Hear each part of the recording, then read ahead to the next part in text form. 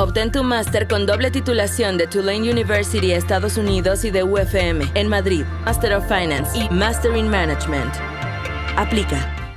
Si buscas una formación de excelencia en finanzas o management, no puedes dejar de explorar los másteres de la Universidad Francisco Marroquín, la Casa de la Libertad. Este es un entorno académico único, con docentes de renombre que respeto mucho, como Juan Ramón Rayo y Gustavo Martínez. Además, sus programas ofrecen una doble titulación con Tulane University y la Universidad Francisco Marroquín, lo que aporta un gran valor internacional a tu carrera. En particular, el Master of Finance destaca por estar afiliado al prestigioso programa CFA, un sello de calidad reconocido en todo el mundo. Escanea el código QR para obtener más información. Te aseguro que vale la pena conocer todo lo que ofrecen.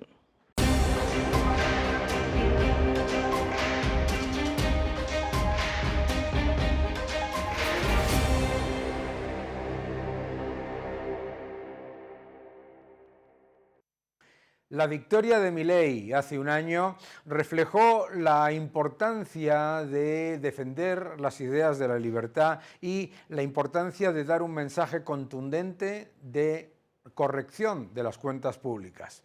Lo más importante de la victoria de Milei ha sido que ha sido un ejemplo para todo el mundo. Un ejemplo para todo el mundo que mira a Argentina como una economía que se percibía imposible de solucionar, con unos desequilibrios estructurales increíbles y con una herencia que podemos considerar una de las herencias envenenadas más peligrosas de la historia.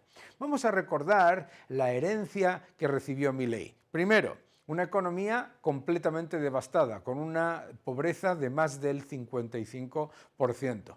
No solamente ese factor que ya de por sí debería alertarnos, sino un banco central quebrado con más de 13.000 millones de dólares de reservas negativas, que en nuestro mundo nos parece una aberración ya tener reservas negativas, no ese volumen que significa muchísima mayor inflación y muchísima mayor impresión de moneda a futuro. No solamente eso, sino un déficit fiscal fuera de control y un sector público que había destruido la economía con unas regulaciones y con unas limitaciones absolutamente aberrantes, porque si lo pensamos, una de las economías más cerradas, con mayor nivel de proteccionismo y con mayor nivel de destrucción de lo que son las libertades individuales y civiles. Bien, un año después, Milei ha conseguido lo que muchos decían que era imposible.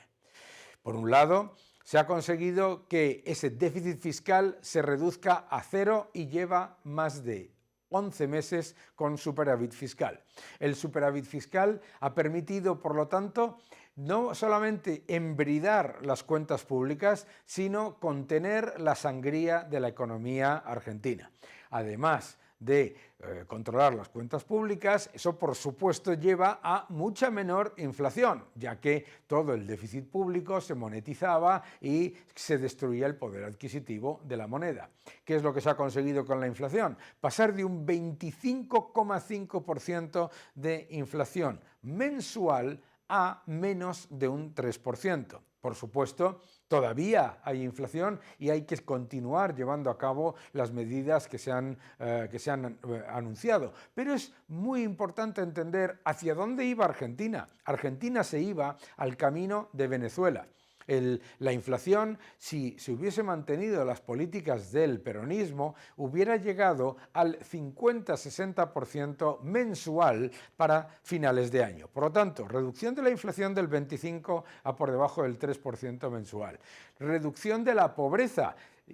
Con los datos de la UCA, la pobreza en Argentina va a bajar 15 puntos desde la llegada de Milei. No solamente eso, superávit fiscal que mejora la situación de todos los ciudadanos. Adicionalmente, mejora de los salarios en términos reales. Los salarios reales han estado creciendo mes tras mes desde que se sinceró la economía argentina. Y también es muy importante poner en valor el hecho de que el Banco Central empieza a sanearse. El Banco Central ya tiene reservas brutas positivas y está en el proceso de dolarizar.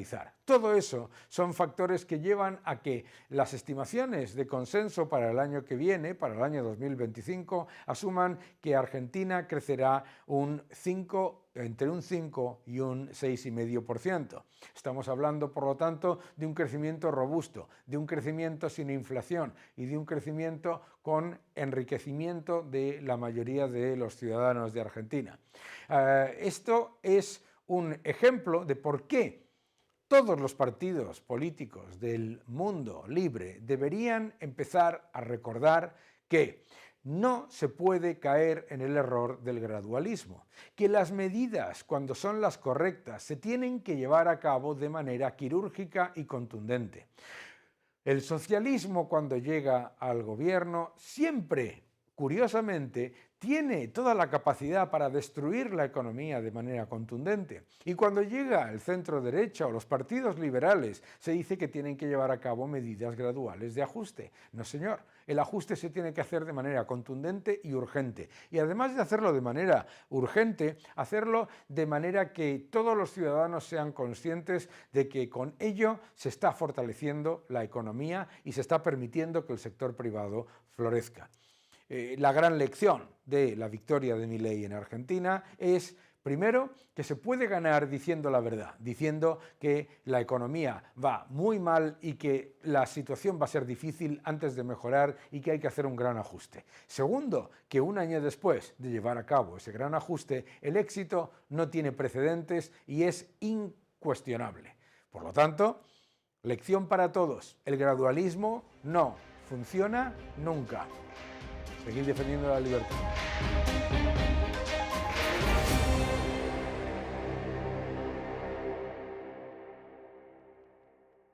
La deuda nos asfixia y si hay algo que es evidente es que el gobierno de España lo que ha llevado a cabo es una política de dopar el Producto Interior Bruto con mucho mayor aumento de la deuda y que el nivel de incremento del endeudamiento y el déficit estructural están pesando mucho sobre el crecimiento potencial.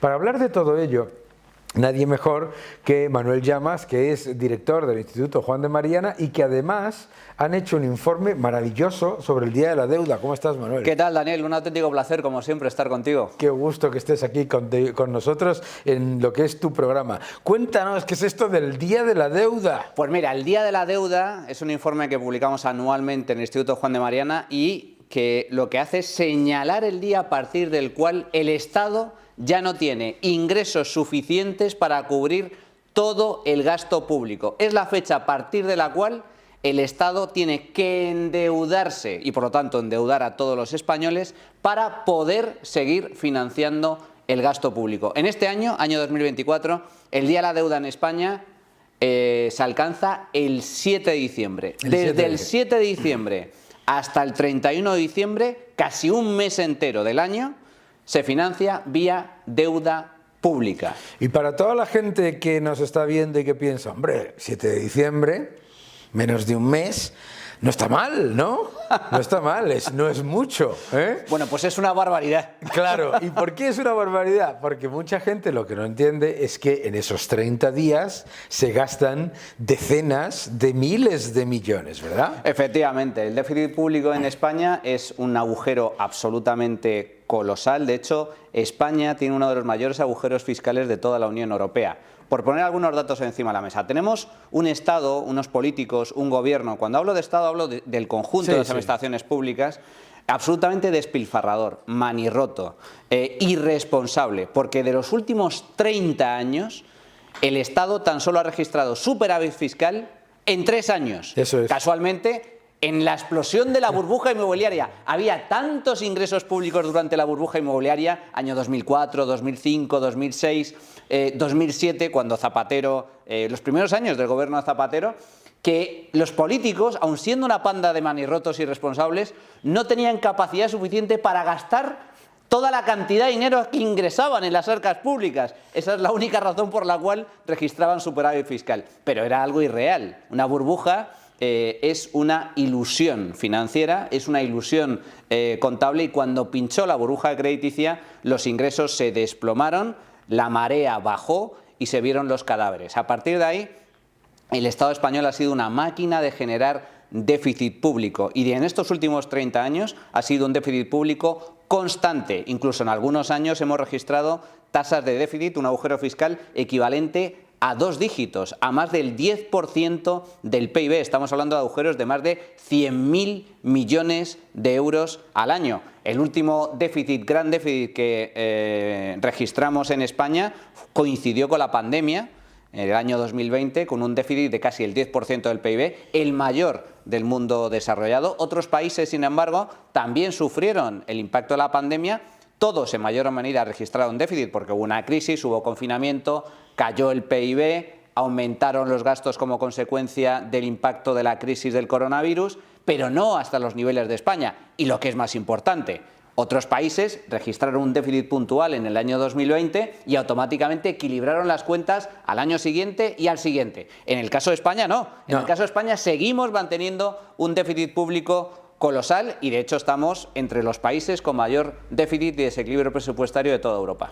Y cuando el gobierno nos explica con ese paternalismo con el que nos habla, que ellos están llevando a cabo un proceso de consolidación fiscal prudente, etcétera, con ingresos fiscales récord, porque claro, esto dice, no, hemos cumplido con nuestros objetivos de déficit. Hombre, no, porque los ingresos fiscales son récord, deberían ustedes haber superado, ¿no?, su objetivo de déficit, y además eso es sobre PIB, un PIB al que han revisado convenientemente, retroactivamente, de manera monstruosa, ¿no?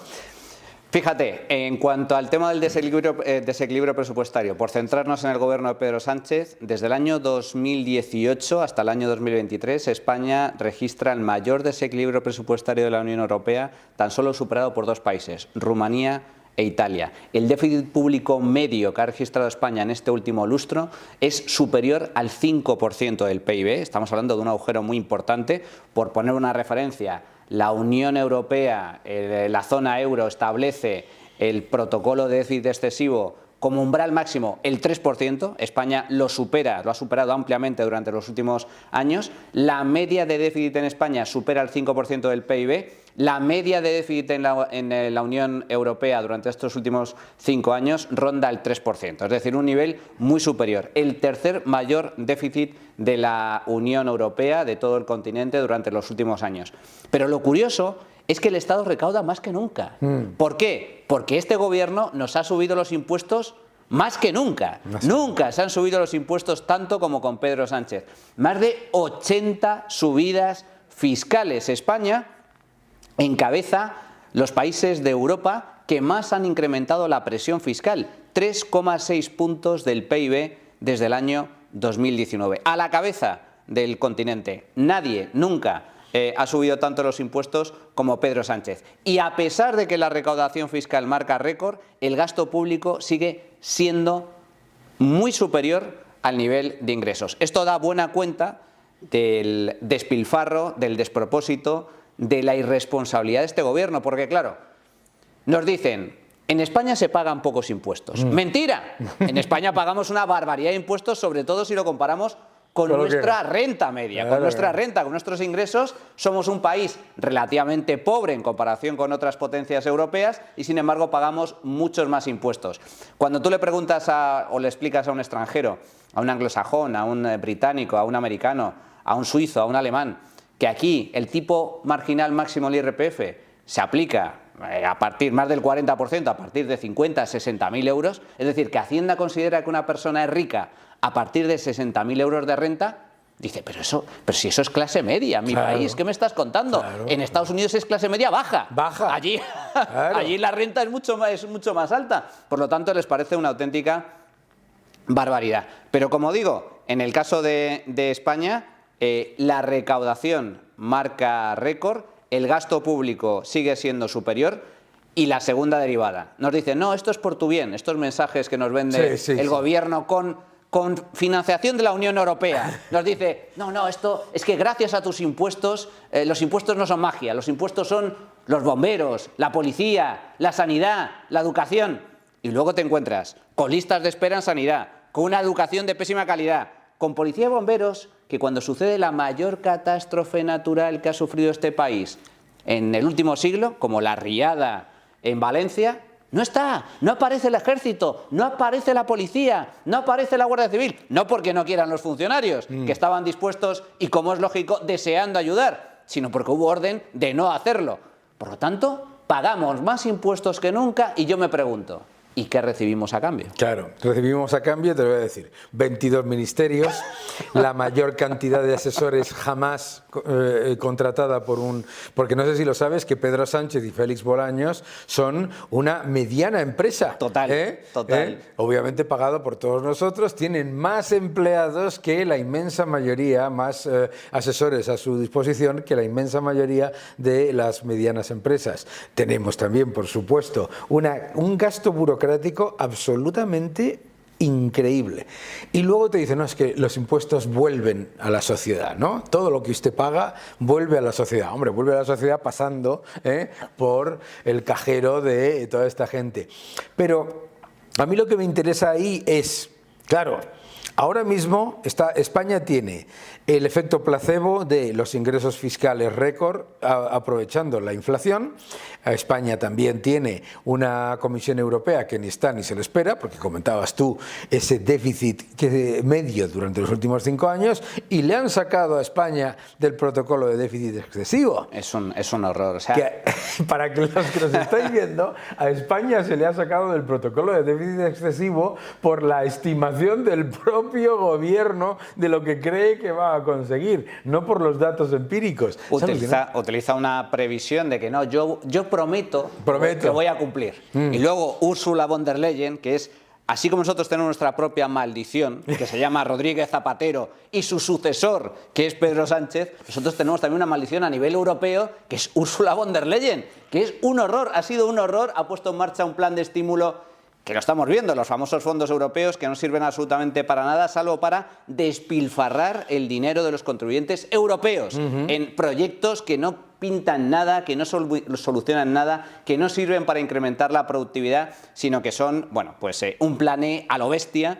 pero a nivel europeo. Claro, la Ursula von der Leyen, una vez más, se centra en hacerle un favor a Pedro Sánchez y, en base a unas previsiones, en base a unas promesas de que te prometo que voy a cumplir, que voy a lograr reducir el déficit público, que lo está reduciendo de forma absolutamente artificial mediante revisiones continuas al alza del PIB. Claro, si aumentas el Producto Interior Bruto, pues la deuda en términos porcentuales con respecto a ese PIB tiende a bajar, pero nominalmente sigue aumentando. La deuda pública, el déficit público se mantiene muy alto, por lo tanto es una trampa contable. Pero lo trágico de esto, yo creo que nada hay que esperar de la Unión Europea respecto a que apriete las tuercas a Pedro Sánchez hasta que haya una nueva crisis.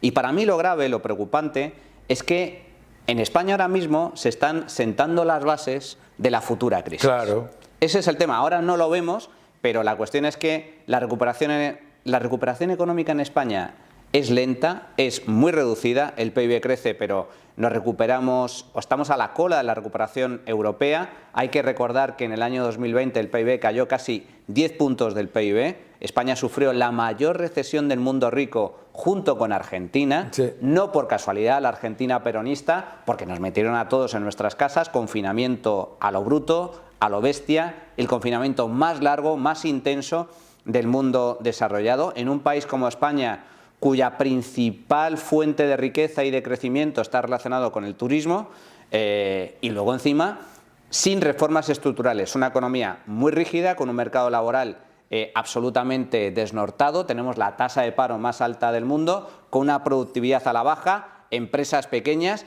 y que todo son trabas. En este país emprender resulta un acto de heroísmo, es realmente complicado emprender, y si tu empresa funciona medianamente bien, luego llega Hacienda y te machaca impuestos, te machaca a persecución fiscal. Luego tenemos unas rigideces en el mercado laboral ciertamente complicadas. Esto hace que la economía española crezca poco. Estamos prácticamente en el mismo nivel de renta, casi estancados desde el año 2019. Los españoles han perdido, de hecho, poder adquisitivo como consecuencia de la inflación. Y esto significa que, en ausencia de reformas y con una deuda pública creciente, superior al 100% del PIB, 1,6, casi 1,6 billones con B de euros, España ahora mismo, a mí me recuerda mucho, Daniel, a la Grecia de antes de la crisis de deuda. Claro, yo escribí un artículo en el que decía que Pedro Sánchez estaba haciendo exactamente lo que hizo el PASOK antes de la crisis de deuda griega. Yo me acuerdo perfectamente de titulares de la prensa española en el año 2003 diciendo: Grecia el motor de crecimiento de Europa, Alemania el enfermo de Europa, 2003. 4 años después, pinchazo. Claro, ¿qué se dedicó el PASOK? A aumentar brutalmente el empleo público. Había hospitales donde había más jardineros que médicos. Aumentar brutalmente el gasto público, tirar obviamente de deuda y de déficit y obviamente, claro, si el Producto Interior Bruto crece, vamos, es que si no creces que eres un completo inútil, ya, ¿no? Entonces yo siempre digo que con la tarjeta de crédito de otros todos los restaurantes son baratos, pero claro, el problema al que te encuentras es cuando pase lo mismo que pasó, cae los ingresos fiscales extraordinarios por la inflación y se mantienen los gastos corrientes, te vas a encontrar con un problema tremendo. Tú decías 1,6 billones de deuda, eso es según el protocolo de déficit excesivo. La deuda total de las administraciones públicas son 2,11 billones. Porque claro, aquí estos, que son unos graciosos, la deuda pública en manos de las administraciones públicas la eliminan. ¿Cómo? Eso se paga y se debe todos los meses, porque como se dejase de pagar la deuda que tiene la tesorería de la Seguridad Social del sector público, a ver dónde te crees que se iban las pensiones, ¿no? Hay un dato que a mí me parece relevante, porque claro, cuando hablamos de magnitudes tan grandes la gente tiende a perderse, dice, bueno, pero ¿eso cuánto es? Más del 100% del PIB, 1,6 billones de euros de deuda oficial, contable. Bueno, pues esto en términos reales, llevado a una familia normal, supone que cada familia española adeuda por culpa del Estado, del sector público, más de 80.000 euros. Más de 80.000 euros. Más de 80.000 euros por hogar medio. Y en el caso de per cápita, por cada español que nace en este país, adeuda ya lleva una carga, una mochila a sus espaldas de cerca de 32.000 euros por persona. Fíjate. Esto es la deuda pública en España. España en estos momentos es el cuarto país con mayor deuda pública de toda la Unión Europea. Hace apenas 20 años era el puesto número 13. Estábamos más o menos en la media. Pero es que a veces se olvida. Es que la deuda pública en España, justo antes del estallido de la crisis financiera en el año 2007-2008, llegó a rondar el 45% del PIB. Efectivamente. Estamos hablando de un crecimiento de 60 puntos del PIB durante los últimos años. Y a mí uno de los datos que también reflejamos en el informe del Instituto Juan de Mariana es el ritmo de crecimiento de la deuda. Porque no hay que fijarse solo en la deuda en términos relativos, comparándolo con el PIB, sino también en términos nominales. La deuda pública sigue creciendo, sigue aumentando. Pero lo curioso es el ritmo de incremento, porque en la actualidad la deuda pública crece a un ritmo de 196 millones de euros al día, más de 8 millones de euros a la hora, 136.000 euros por minuto, 2.263 euros por segundo. Madre mía. Vamos, los datos son absolutamente increíbles y a eso lo llaman el cohete. Manuel, muchísimas gracias por venir. A todos vosotros, leed este informe, como todos, del Instituto Juan de Mariana, que además de ser excepcionalmente rigurosos, molesta mucho a los zurdos, o sea que es maravilloso. Mil gracias por venir, ya sabes que estás en tu casa. Un placer, Daniel. Hasta luego.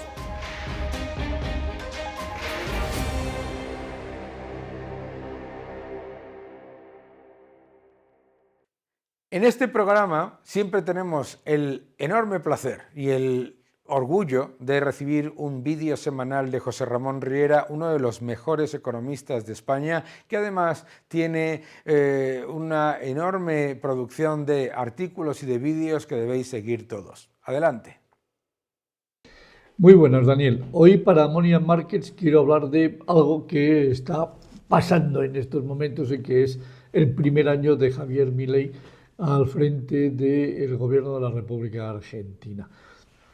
Lo que ha hecho Milei es un milagro. Es decir, esto no se puede absolutamente discutir bajo ningún concepto.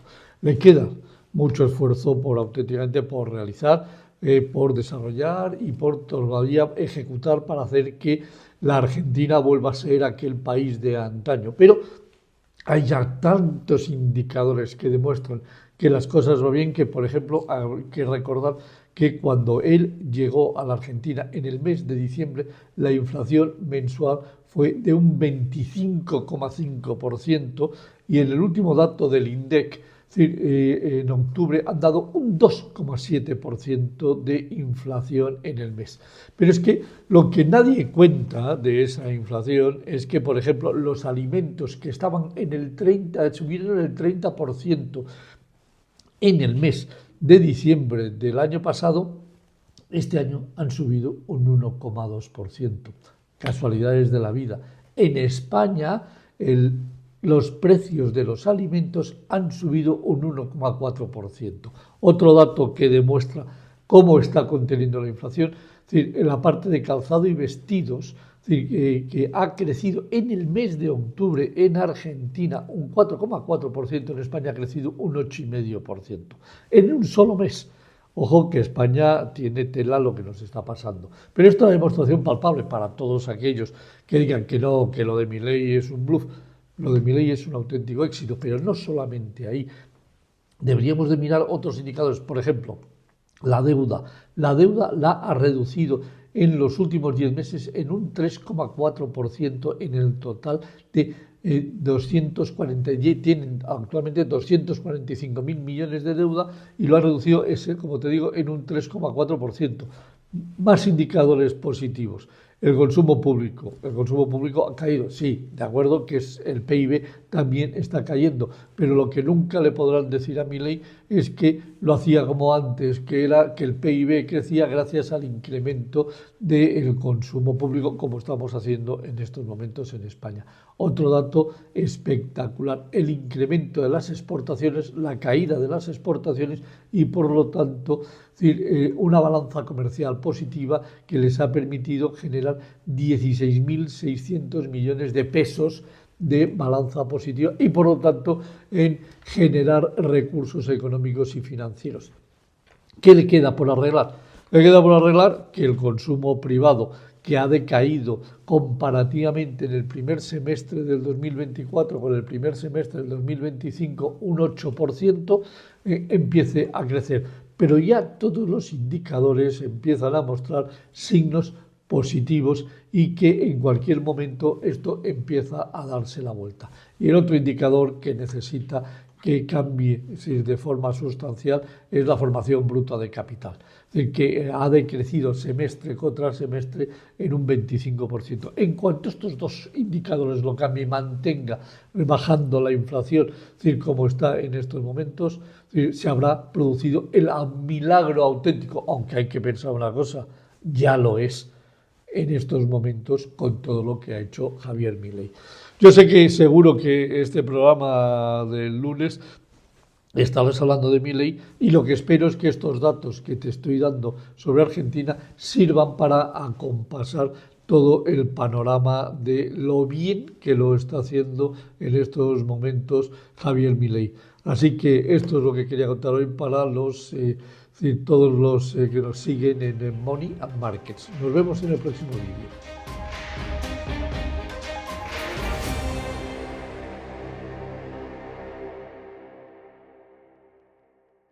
Ya han pasado las elecciones en Estados Unidos y nos enfrentamos a una administración que va a mirar las cosas de manera muy diferente. Entre otras cosas, se ha creado el Departamento de Eficiencia Gubernamental que va a dirigir Elon Musk con Vivek Ramaswamy y en el que ya cuentan con el apoyo de Ron Paul. Esto es otra liga de personas, ¿no? Y para hablar de todo ello, de lo que está ocurriendo en Estados Unidos y de lo que se tiene que hacer, pues nadie mejor que el director de Voz Media, mi querido amigo Mario Noya. ¿Cómo estás? ¿Qué tal, Daniel? Encantado de estar contigo aquí otra vez. Un gusto estar aquí. La última vez que viniste estábamos hablando sobre qué pasaba, ¿no? Qué iba a pasar con las elecciones. Al final, victoria absolutamente contundente por parte de Trump.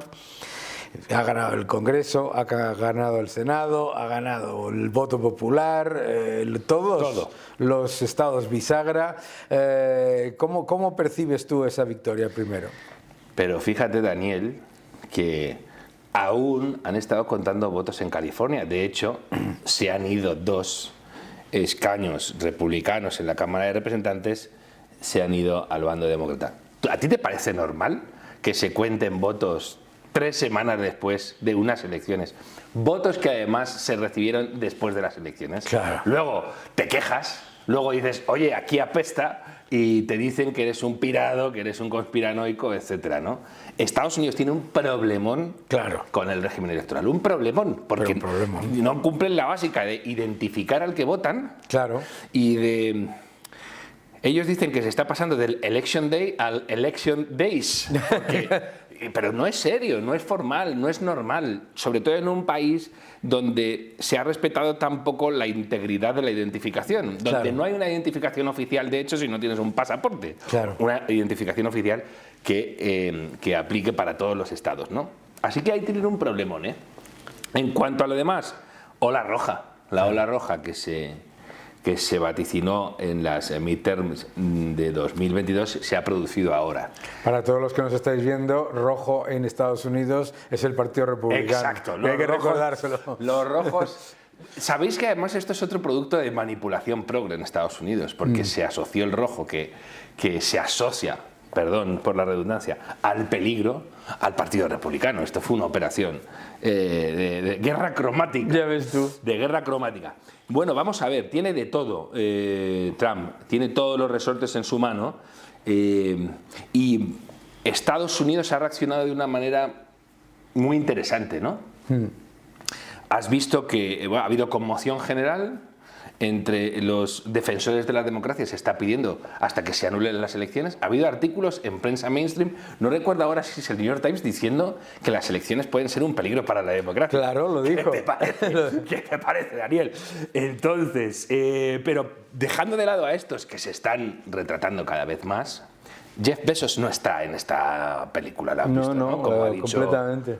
Justo, además, antes de las elecciones dijo, tenemos un problema de credibilidad y tenemos que hacer algo al respecto. Y el propietario de Los Angeles Times, que es otro de los grandes diarios progres, está reculando igual y se ha comprometido a que en sus páginas tengan cabida voces conservadoras. Fíjate qué héroe de la libertad. Qué héroe de la libertad, ¿eh? Se ha comprometido a que a ella voces conservadoras. Ya verás tú las voces conservadoras. Eso, veremos a ver. Ya verás. Imagínate además, ¿no? En California.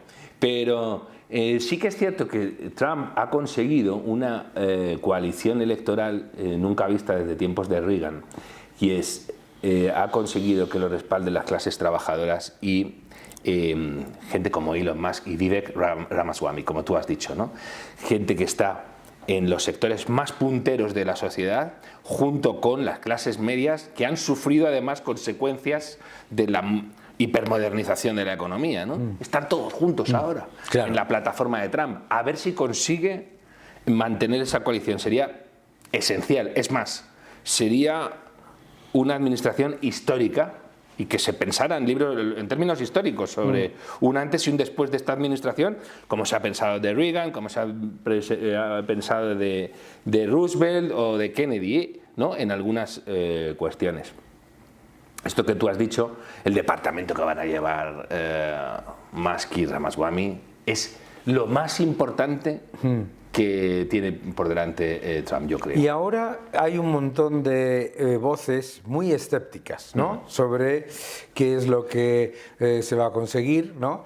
Yo tuve la oportunidad de charlar con Lara Trump en Buenos Aires durante unos minutos y comentaba que la desregulación y la reducción del gasto público excesivo era un elemento esencial para esta administración. Y sin embargo, mucha gente le está poniendo bastantes dudas, ¿no? A lo que va a poder conseguir este Departamento de Eficiencia Gubernamental. ¿Tú qué piensas?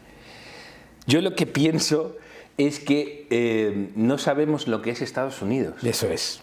Es un infierno burocrático. La gente decía, no, mira, frente a la Unión Soviética, que fracasó porque estaba hiperburocratizada, estaba Estados Unidos, que no tiene problemas de red code y demás. Perdón. Sí, bueno, no tiene los problemas que tiene la Unión Europea o la Unión Soviética. Exacto. Claro. Pero fijaos, hay un libro absolutamente esencial del juez Gorsuch, de la Corte Suprema, que se titula Overruled, sobre regulados, ¿no? The Human Toll of Too Much Law. Imagínate, ¿no? El coste humano de tener demasiada legislación. Te voy a leer un pasaje, Daniel. Dice, cuando se creó el Registro Federal, en 1936, tenía 16 páginas. Ya. En los años recientes, esa publicación ha crecido por una media de 70.000 páginas anualmente. Y para 2021, el Código de Regulaciones Federales abarca 200 volúmenes y 188.000 páginas. Es imposible. Ahora, fíjate lo aterrador que es cuando uno lee esas cifras, que en la Unión Europea se vanaglorian, vanaglorian de que se aprueban miles de esas páginas cada semana. Es un despropósito, y además se llega a un despotismo que tiene muy poco de ilustrado y que genera gravísimos problemas. Europa es un muerto, es un dead man walking. Sí.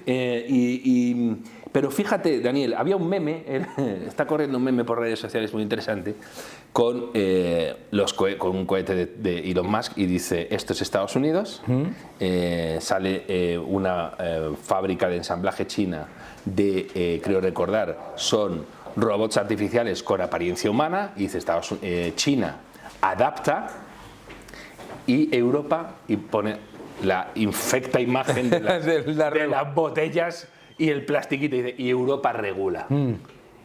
Es verdad. Claro que es verdad. Es verdad, pero fijaos que Estados Unidos tiene un problemón porque está dejando de ser ese paraíso de la innovación. La innovación requiere que dejes hacer. Y Europa detesta que la gente haga. En Europa hay unos mandarines que se piensan que los demás somos todos imbéciles, y que si no es por ellos estaríamos muertos de hambre. Son el problema. Claro. Lejos de ser lo que ellos se creen, la solución, ellos son el problema.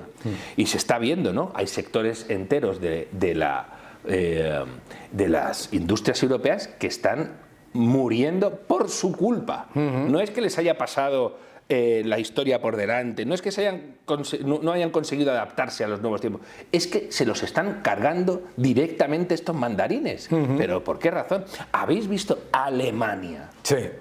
Alemania está muriendo, pero y además de una manera que dices, suicidándose. ¿Por qué habéis hecho esto? Claro. ¿Por qué estáis suicidándose? Exactamente, ¿no?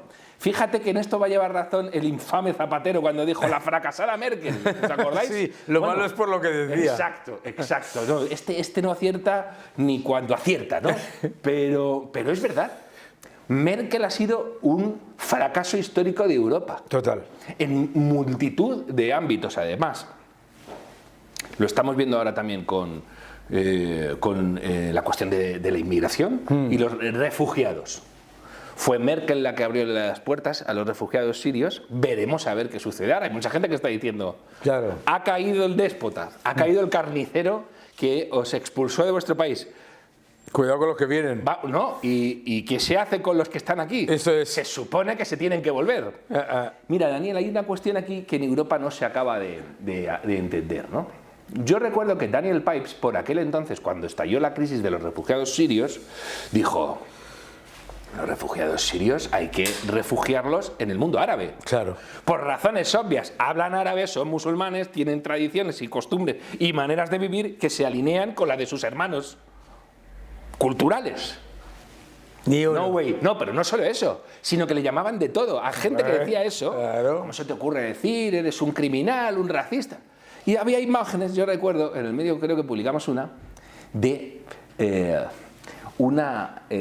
la Meca, en las afueras de la Meca, hay una ciudad que está hecha de jaimas. Sí, hombre, yo porque está allí para acoger a los peregrinos, claro, etcétera, con todas las comodidades. Es hasta donde te aire acondicionado, etcétera. Sí. Entonces decía gente como Pipes, chicos, ese país está vacío literalmente vacío. En Arabia Saudí no hay gente.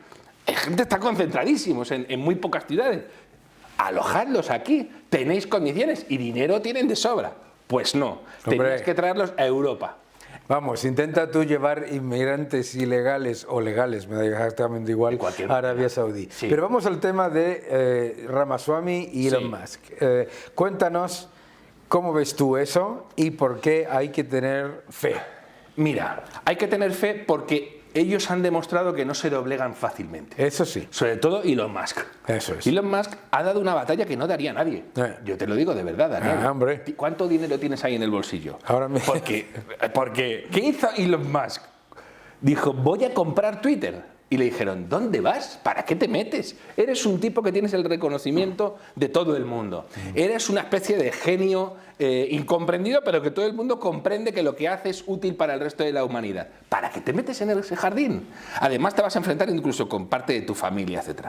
El tipo tira adelante y dice, no, es que estamos ante la gran amenaza de estos tiempos, que es que hay grandes corporaciones privadas que están haciendo el trabajo sucio que ya no pueden hacer las corporaciones públicas porque entonces, o las instituciones públicas, porque acabarían presos los que hicieran eso. Lo hacen ellos, secuestran medios, cierran cuentas de presidentes en ejercicio. Esto se hizo.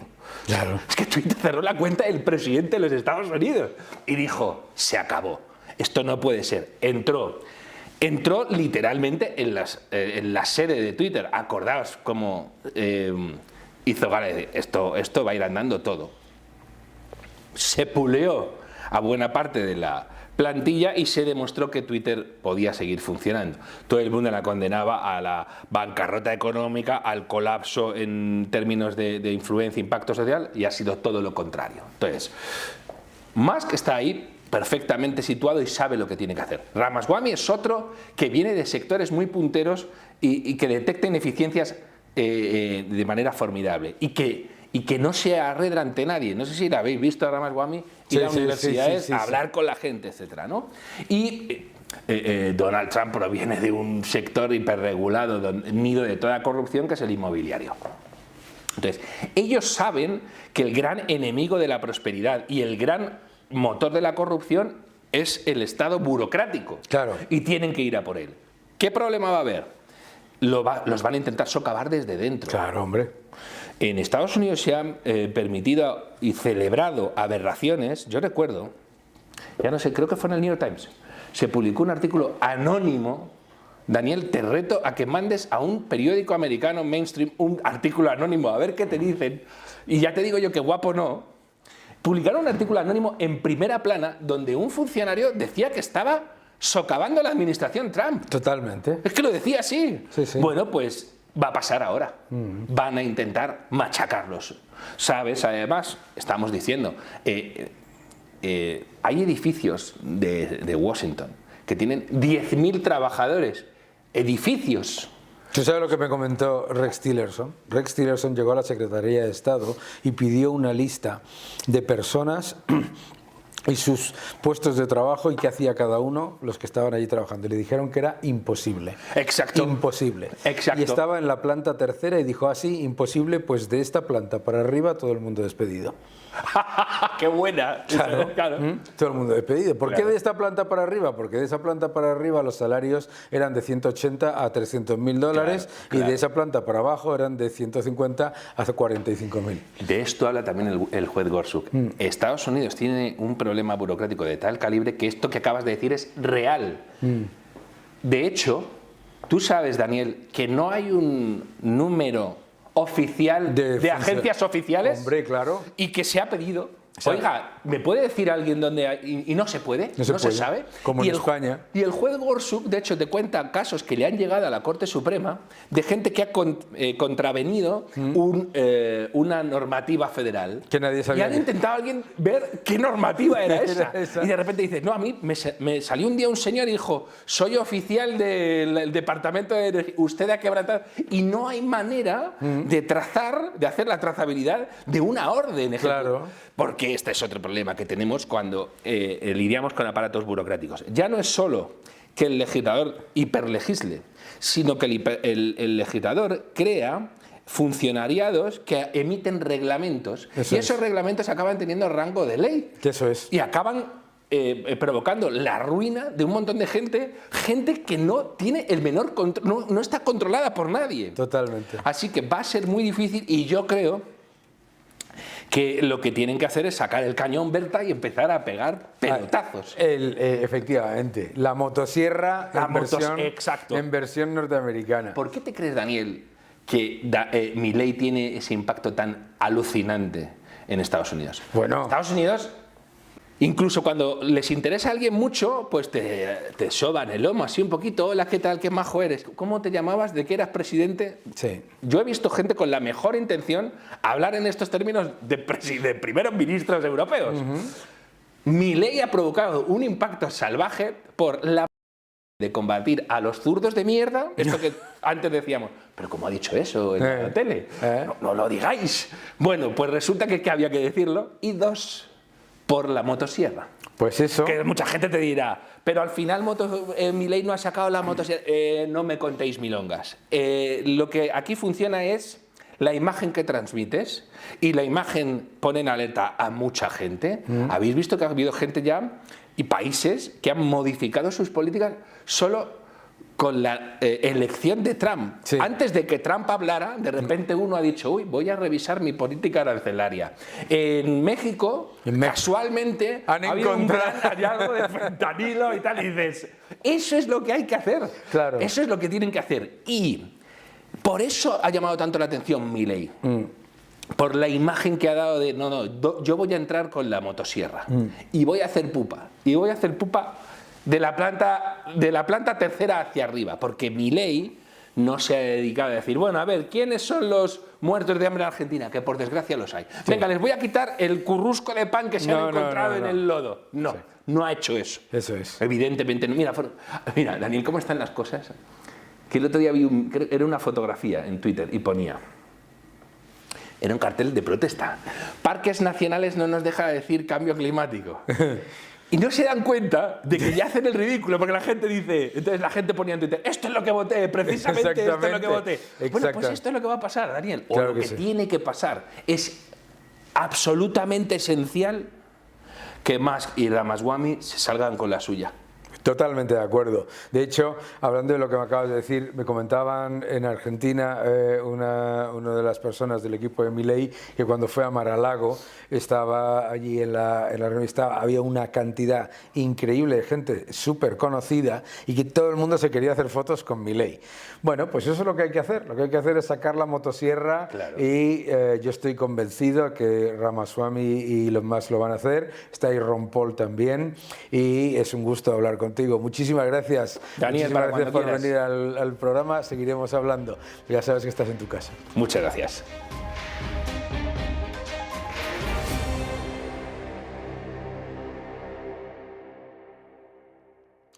Un año de gobierno de Milei en Argentina.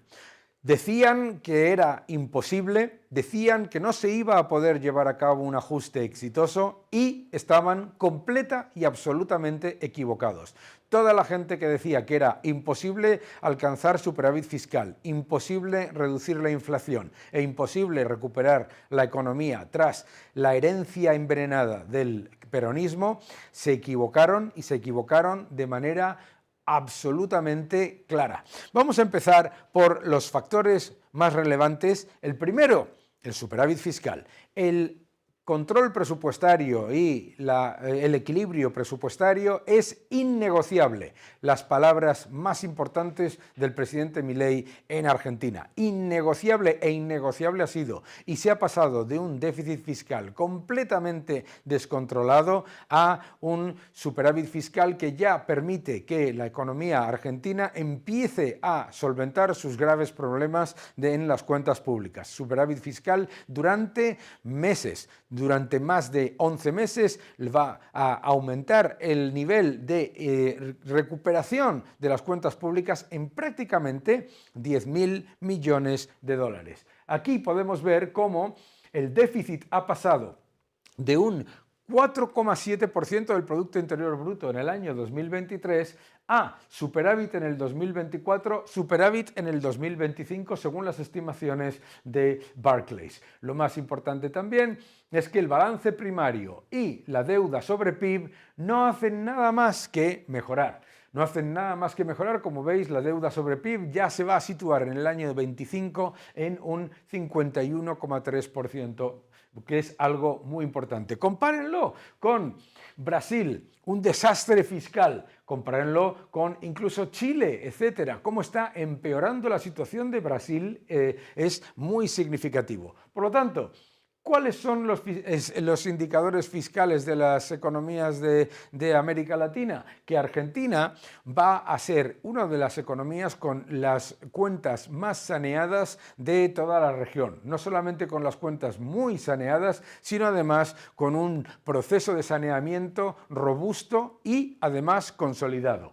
Vamos al siguiente gráfico porque superávit fiscal es esencial. ¿Para qué? Para reducir la inflación. Y la reducción de la inflación en Argentina es un éxito completamente atribuible a las políticas de Milei. En este gráfico, cortesía de la Universidad Francisco Marroquín, lo que vemos es cómo se ha pasado de una inflación que llegó a ser del 25% mensual, en el que el gobierno peronista no paraba de subir y subir y subir y subir la inflación, a cercenarla a niveles no vistos desde el año 2021. Esto es absolutamente clave porque la inflación es el impuesto escondido con el que se destruye el poder adquisitivo de la moneda, se destruye el poder adquisitivo de los salarios reales y, por supuesto, de los depósitos de los ciudadanos y se empobrece a toda la población. Esa manera de convertir a la población en clientes rehenes dependientes. Pues bien, Milei ha conseguido reducir la inflación gracias al control de las cuentas públicas y al control monetario a un nivel del 2,7% mensual. Hay que seguir haciéndolo, hay que seguir con esas políticas, pero claramente en la dirección y en el sentido adecuado, porque lo que se está consiguiendo es espectacular y decían que era imposible, decían que la inflación de Argentina era multicausal. Fijaos, las políticas importan. Vamos al siguiente gráfico.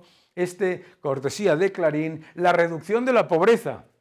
El gobierno kirchnerista dejó una pobreza en el primer trimestre de 2024 del 54,9%. Bien, se ha reducido al 49,9% y las estimaciones de la propia UCA dicen que terminará diciembre en un 41,7%, lo cual sería una reducción absolutamente increíble del nivel de pobreza. Claro, muchos miran este dato de inflación del 54,9 y tienen la desvergüenza de decir que eso era culpa de Milei. En el primer trimestre de 2024, mis queridos amigos, todavía se vivía la rémora de ese aumento constante de la pobreza generada por el peronismo y por el agujero fiscal y monetario, esa bomba de relojería que dejó ese peronismo, ese socialismo plañidero que llaman del siglo XXI y que en realidad es el de toda la vida. Vamos al siguiente gráfico que nos lo explica mejor, porque esto es importante.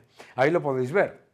El nivel de pobreza reduciéndose de manera muy importante y algo que me parece también mucho más importante, que es el nivel de indigencia. El nivel de indigencia está por debajo ya de los niveles del cuarto trimestre del año 2023, lo que es la pobreza de verdad, aquellas personas que literalmente no pueden sobrevivir prácticamente el día a día. Del 20,3% de la población al 11,6%, reduciéndolo, destruyendo la pobreza. Eso es lo que está haciendo Milei, lo veas como lo veas. Vamos al siguiente gráfico, porque hablábamos superávit fiscal como elemento clave de la política económica, mejora de la inflación al acabar con el destrozo de las cuentas públicas, reducción de la pobreza y mejora de los salarios reales.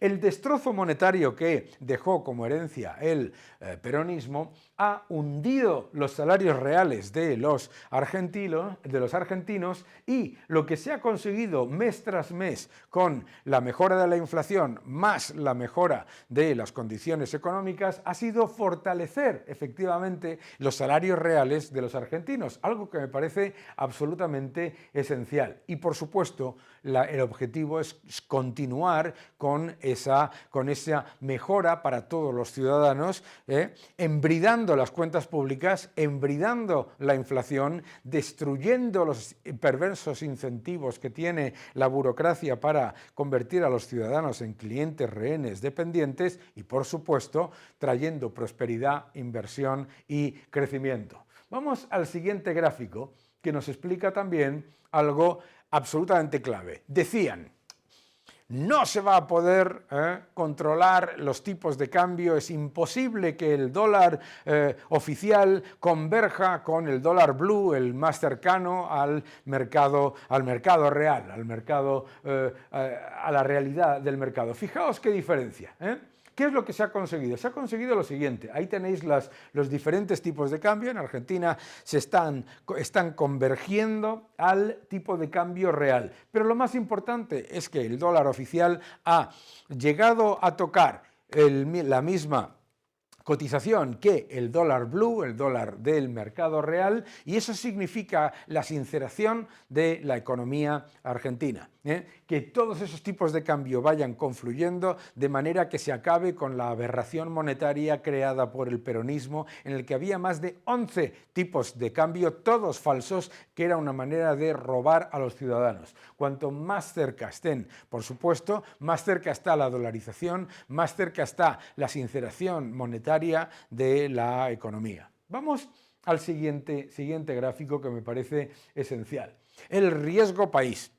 Invertir en Argentina era algo que se percibía como una heroicidad. Riesgo fiscal, riesgo regulatorio, riesgo legal, por supuesto, riesgo expropiatorio, y además todo eso confluía en un gigantesco riesgo país. Pues bien, lo que hemos visto es que el riesgo país ha sido demolido con las políticas de Milei.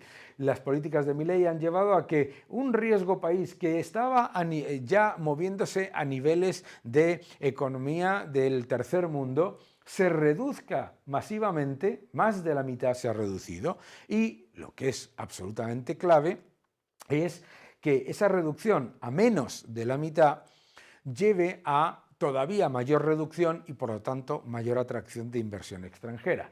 Menos de la mitad. Y decían que esto también era imposible.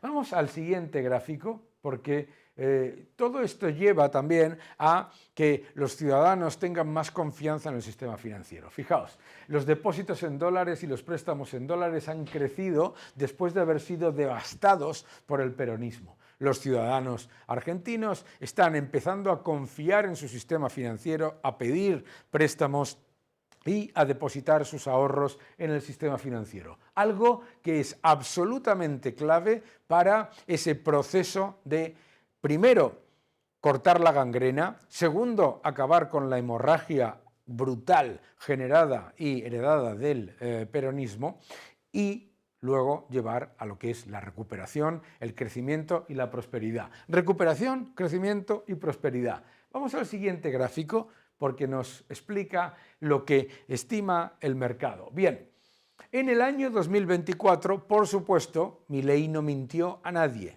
Sabíamos que el ajuste iba a ser duro y sabíamos que la economía estaba en un proceso de barrena absoluto, porque no podemos olvidar que la economía ya en el año 2023 entró en un proceso de recesión muy fuerte. Ya en el primer trimestre empezaron a darse las señales de crecimiento económico y a finales del tercero y cuarto trimestre empezamos a ver un potente impulso en la economía. Para el año 2025, el consenso estima un crecimiento de la economía de Argentina de entre el 5,6% y el 8%. Es decir, estamos hablando de crecimientos que podrían llevar a Argentina a ser una de las economías que más crece del mundo, si no la que más más crece. Y lo que es más importante, recuperando el 100% de la contracción generada en el año 2024 y más. También una gran parte de la contracción generada en el año 2023, porque claro, la herencia del peronismo fue devastadora. Recordemos que todos estos datos de los que hemos hablado, superávit fiscal, reducción de la inflación, reducción de la pobreza, mejora de los salarios reales, mejora del crecimiento y mejora de los depósitos y préstamos en dólares en Argentina, todos estos datos han ocurrido tras recibir una herencia envenenada que tenía como objetivo que cayese el gobierno que ganase las elecciones y que volviesen los peronistas a presentarse como la solución imprimiendo dinero.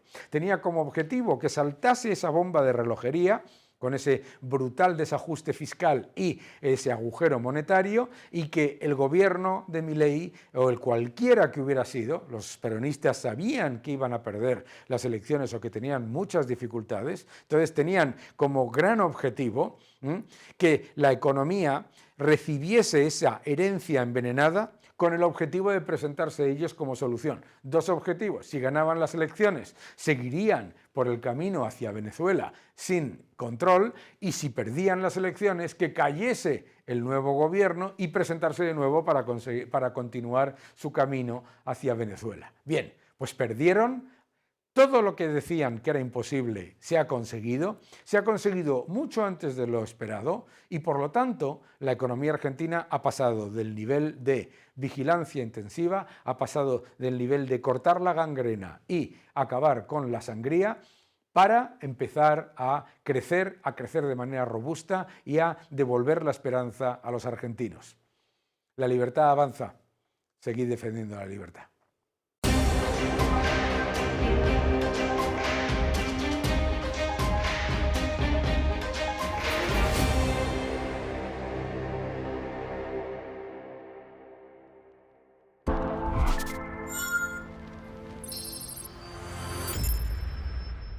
Obtén tu máster con doble titulación de Tulane University, Estados Unidos, y de UFM en Madrid, Master of Finance y Master in Management. Aplica.